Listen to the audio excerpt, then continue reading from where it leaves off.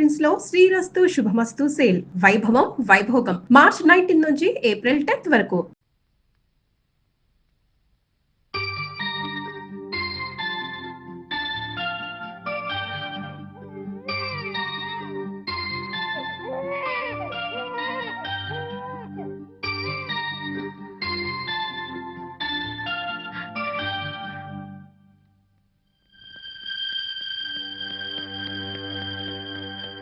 తాతయ్య తాతయ్య మీకోసం ఎవరు వచ్చారు?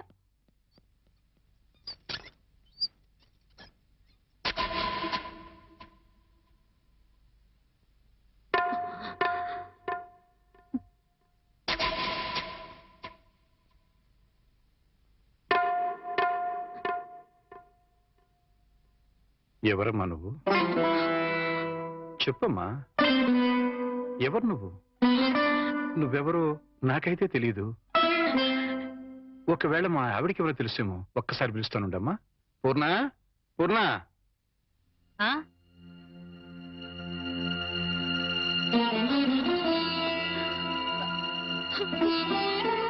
ఎవరమ్మా నువ్వు అంటే సమాధానం చెప్పడం లేదు. ఈవిడి గారు ఎవరో నీకెవరో తెలుసా? నాకు తెలీదండి. ఎప్పుడూ చూసిన గుర్తు కూడా లేదు. నన్నలా పిలవకమ్మా. నన్నలా పిలిచే హక్కు నా కూతురు సీతకొక్కదానికే ఉంది. నీకేం కావాలి? ఏమిటే చూడబోతే ఆవిడ చాలా ధనవంతురాల్లో ఉంది. ఏదో కావాలని నీ పెంకుటింటి ముందు నిలబడి అడగాల్సిన కర్మ ఆవిడకేం పట్టిందే? చూడు, ఆవిడ కట్టుకున్న చీర చూడు. నీ జీవితంలో ఎప్పుడైనా అంత ఖరీదైన చీర కట్టుకున్నావా? ఏదో సంసార పక్షంగా సగటిల్లాలుగా బతికేస్తున్న నీ ఇంటికి అంత గొప్పవాడు ఎందుకు వస్తుంది? ఎవరిదైనా అడ్రస్ కనుక్కోవడానికి వచ్చి ఉంటుంది. అంతే కదమ్మా? మాట్లాడమ్మా. మాట్లాడితే కదా నువ్వెవరో తెలిసేది. మాట్లాడకుండా ఉంటే ఎలా తెలుస్తుందమ్మా? ఒకవేళ మీ దగ్గర చదువుకున్న అమ్మాయేమో, గుర్తు తెచ్చుకోండి. కాదే, నా దగ్గర చదువుకున్న వాళ్ళకి చదువుతో పాటు సంస్కారం, క్రమశిక్షణ కూడా ఉంటాయి. ఈవిడి గారిని చూస్తుంటే ఆ రెండు ఉన్నట్టుగా లేవు. అందుకని ఈవిడ నా శిష్యులు కూడా కాదు. చూడమ్మా, మా అమ్మాయి గుడికెళ్ళే టైం అయింది.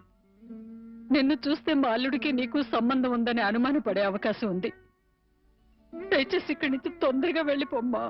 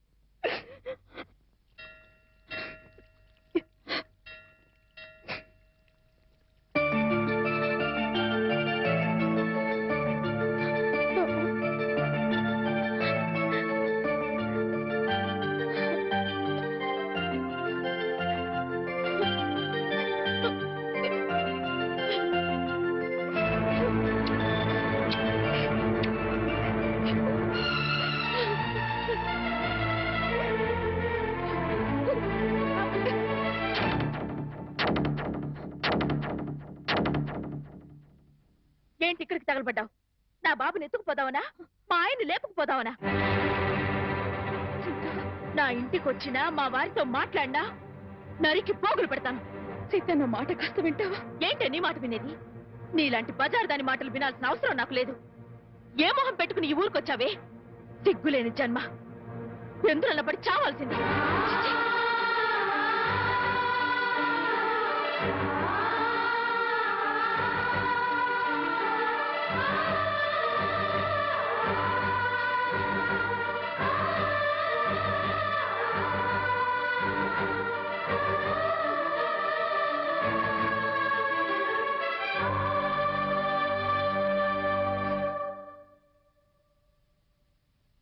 వాణి, వాణి,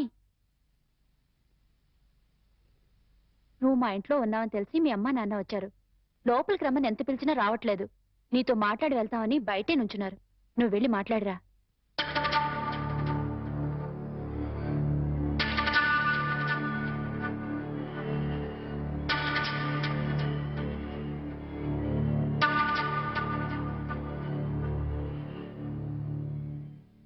ఇంటి దగ్గర నువ్వెవరో తెలియనట్టు మాట్లాడి ఇక్కడికి ఎందుకు వచ్చారా అని ఆశ్చర్యపోతున్నావమ్మా?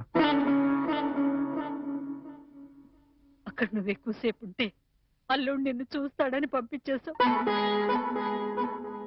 అమ్మా, ఈ ముసలి తల్లిదండ్రుల మీద, భర్త మీద నీ కక్ష తీరలేదా? పరువు, మర్యాద, గౌరవం, మనశ్శాంతి అన్నీ పోగొట్టావు.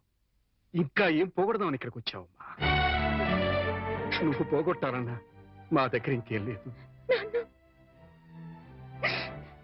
ఆ నాన్నని వాడు ఒకడున్నాడు, వాడు నీకు జన్మనిచ్చాడు, పెంచి పెద్ద చేశాడు అనే విశ్వాసం నీలో ఏమాత్రం ఉన్నా సాయంకాలానికల్లా ఈ ఊరుదులు పెట్టి వెళ్ళిపో. లేదు నేను వెళ్ళనంటావా? చెప్పు, మేమే ఈ ఊరుదులు పెట్టి వెళ్ళిపోతాం. అమ్మా, నీకు 2 చేతులు ఎత్తి దండం పెడతాను. నా కూతురి జీవితంలో నిప్పులు పోయొద్దు, నా అల్లుడి బ్రతుకు నరకం చేయొద్దు. వెళ్ళిపోమ్మా, ఈ ఊరుదులు పెట్టి వెళ్ళిపోమ్మా. వెళ్ళిపో తల్లి.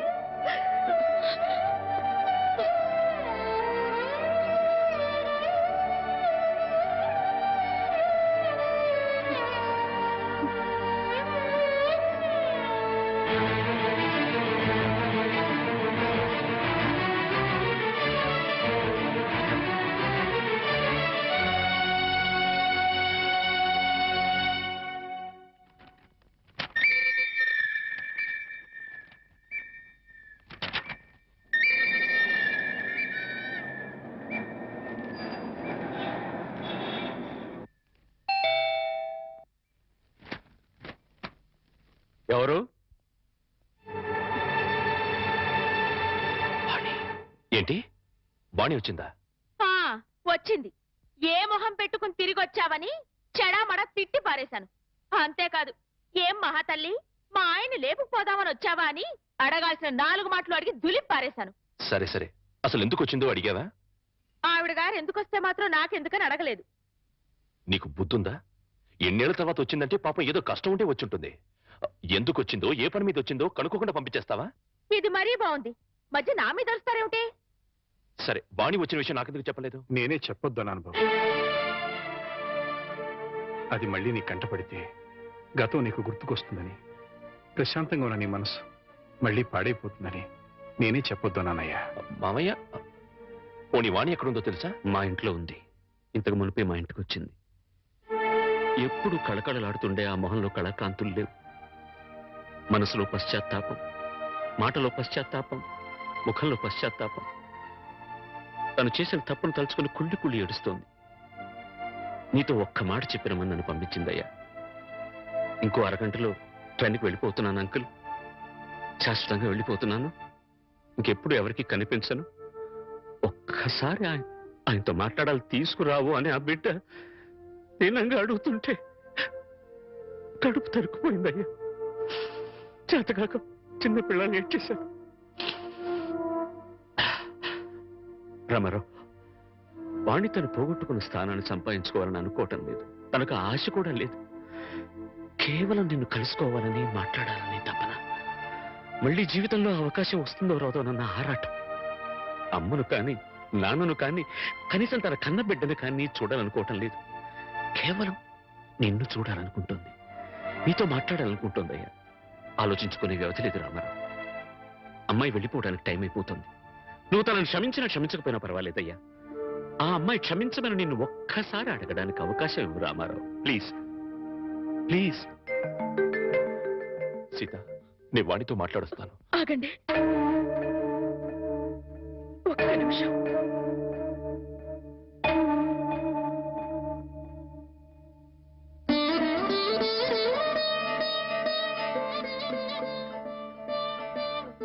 ఆడవాళ్ళు ఎవరొచ్చినా పసుపు కుంకుమ పెట్టి పంపడం ఈ ఇంటి ఆనవాయితీ. ఆవిడ మీకు చేసిన ద్రోహం గుర్తొచ్చి కడుపు మండి తిట్టొచ్చాను. ఈ చీర పెట్టి వీడుకోలు చెప్పిరండి.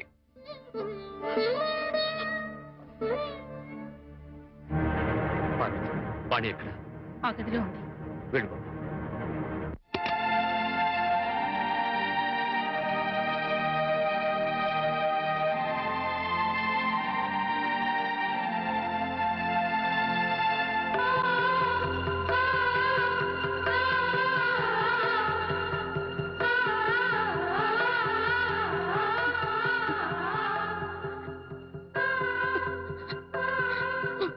వాణి బాగున్నావా?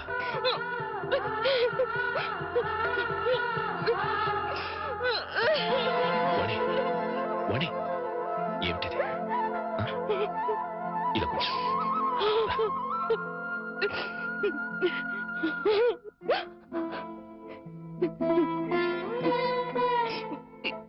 ఏమండి, మీతో ఎంతో మాట్లాడాలని ఉందండి, కానీ ఇప్పుడు నాకు టైం లేదు. నేను చెడిపోలేదండి, ఒట్టండి. ఎవరు నమ్మినా నమ్మకపోయినా నాకు అనవసరం. మీరు ఒక్కరు నమ్మితే నాకు అదే చాలండి. నమ్ముతున్నారు కదా? నమ్మకపోతే నిన్ను చూడటానికి వచ్చేవాడిని కాదు. చాలండి, ఇప్పుడు నాకెంతో తృప్తిగా ఉంది. ఏమండి, ఎవరూ లేని ఒంటరి దాన్ని అయిపోయానండి. వెళ్ళే ముందు ఒక్కసారి మీ ఒళ్ళో పడుకొని నాకు మీరున్నారనే తృప్తితో వెళ్ళిపోతానండి. ఒప్పుకుంటారు కదా?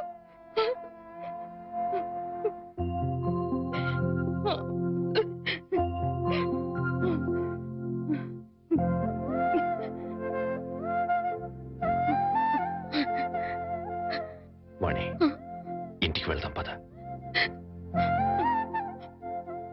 అందరూ లేచిపోయిందని నిందలు వేసిన అవేమీ పట్టించుకోకుండా మళ్ళీ నన్ను మీ జీవితంలోకి ఆహ్వానించే పెద్ద మనసు మీకున్నా వచ్చే అర్హత నాకు లేదండి. కార్లు, బంగ్లాలు, నగలు, కోట్లు కావాలన్న పిచ్చిలో వాటన్నిటినీ మించిన మిమ్మల్ని వదిలి వెళ్ళిపోయానండి. నా జీవితాన్ని నేనే నాశనం చేసుకుంటాను.